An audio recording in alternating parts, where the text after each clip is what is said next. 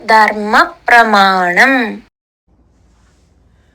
ധർമ്മപ്രാവയോസിക്ക് ഒരിക്കൽ സ്വാഗതം. വാദ്യാർ இந்த அசோஜ சமயத்தில் 10 நாள் தீட்டில் சந்தியாவந்தனை எந்த முறையில் பண்ணணும்னு ஒன்று வளைக்கினா தேவையில்லை சார். இந்த ஆசோஜம் அதாவது பெல நடக்கிறது, അതിപ്പോ ജനനത്തിലും ഉണ്ടാകും, ജനനത്തിലെയും ആശോചം വരും, മരണത്തിലെയും ആശോചം പെല വരും അർത്ഥം. அந்த സമയത്തില് സന്ധ്യാവന്ദനത്തെ പണ്ണാതെന്ന് ചൊല്ലലേ ഒരിക്കലും. ഈ സന്ധ്യാവന്ദനം എല്ലാം പ്രൊസീജറാ പണ്ണ്. ഗായത്രി ജപസംഖ്യയില് 10 ഗായത്രി ജപി. കാരണം அங்க ஆசோஜம் கொஞ்சம் முன்னுக்கு நிற்கும். ஆனா சந்தியாவந்தனம் ஈக்குவலா நிற்கிறது அங்க.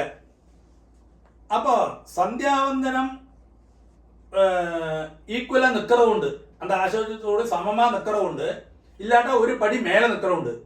സന്ധ്യാവന്ദനത്തിൽ ജപസംഖ്യയെ നീ 10 ജപി എന്ന് ഋഷികൾ ചൊല്ലിവിട്ടാൽ.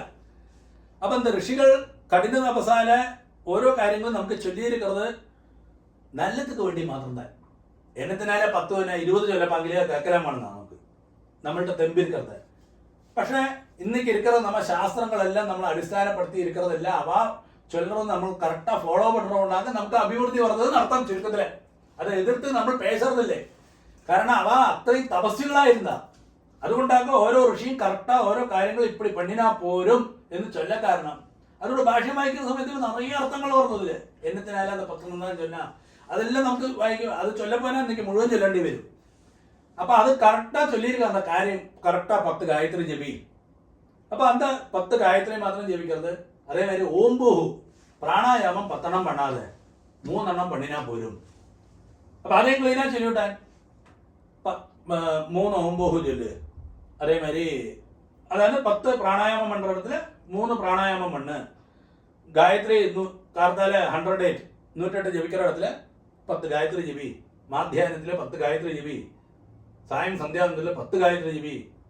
അപ്പൊ എന്താ വിധികളെല്ലാം കറക്റ്റാ ചൊല്ലി വെച്ചിരിക്കാതെ നടത്താം. അത് നമ്മൾ കറക്റ്റാ ഫോളോ പண்றோം. ഇപ്പോഴേ இந்த സന്ധ്യാവന്തനത്തിന് ഞാൻ ചൊല്ലിനെ ഈക്വല ആശോചത്തോടു കൂടി ഈക്വല അല്ല ഒരു പടി മേലെ ഇരിക്കുന്നത്. അതേ ദഹനത്തിനും ചൊല്ലുവാൻ. ഇപ്പൊ സംസ്കാരത്തില് அந்த സന്ധ്യാവന്തനത്തോട് കാലം എന്ത് ചെയ്യാ, നീ സന്ധ്യാവന്തനം പണ്ണി ദഹനം പണ്ണാ പോലും ചൊല്ലുവാൻ. സംസ്കാരം തുടങ്ങിനാ പോലും ചൊല്ലുവാൻ. സന്ധ്യാവന്തനത്ത് കാലം വന്നിருக்கு ഉടനെ അങ്ങ് സംസ്കാരം പണ്ണവാ ദഹനം സന്ധ്യാവന്തനമാരി ഒരു വിഷയം വന്നു കഴിഞ്ഞാൽ സന്ധ്യാവന്തനം ഫസ്റ്റ് അത് പണ്ണ്, എന്നിട്ട് ഇതിന് ശേഷം പോ. അപ്പോഴും ചൊല്ലാ 3:45 നാഴിക കഴിച്ചു കഴിഞ്ഞിട്ടാണ് അന്ത കാലം വന്നു നിന്നാ 10 ഗായത്രി ജപിച്ചാൽ പോലും ചൊല്ലുവാൻ. 3:45 നാഴിക അതായത് 1.5 മണിക്കൂർ കഴിഞ്ഞ പിന്നെയാക്കും. അതായത് ഒരാൾ മരണം അടഞ്ഞിരിക്കാം 1.5 മണിക്കൂർ കഴിച്ചു സന്ധ്യാവന്തന കാലം വന്ന്. അപ്പൊ സന്ധ്യാവന്തനം പണ്ണ് 1.5 മണിക്കൂർ കഴിച്ചിരുന്നാ നീ 10 ഗായത്രി ജപിച്ചാൽ പോലും ചൊല്ലേ. ആനാ 1.5 മണിക്കൂർ മുന്നാടി ആനാ നീ കറക്റ്റാ കാലം 64 ഗായത്രി സായന്ത്രം 64 ഗായത്രി ജപി. ഇല്ലാട്ട മാധ്യാഹ്ന കാലത്തിലേക്ക് அந்த സംഭവം ഉണ്ടെന്നാ 32 ഗായത്രി ജപിയില്ലേ. ആനാ എന്താ സന്ധ്യ அந்த കാലം 1.5 മണിക്കൂർ അതിക്രമിച്ച് സംസ്കാരം തുടങ്ങുന്ന ഉടനെ ചൊല്ലിയാച്ച് 10 ഗായത്രി ജപിച്ചാൽ പോരുന്നു. അതെന്തൊക്കെ വരാ അന്ത ദുഃഖത്തെ കൊഞ്ചം ഫ്രണ്ടില് കൊണ്ടുവരാൻ അർത്ഥം. അത് അതോട് ശരിയായ വിധിയും ശാസ്ത്രവും.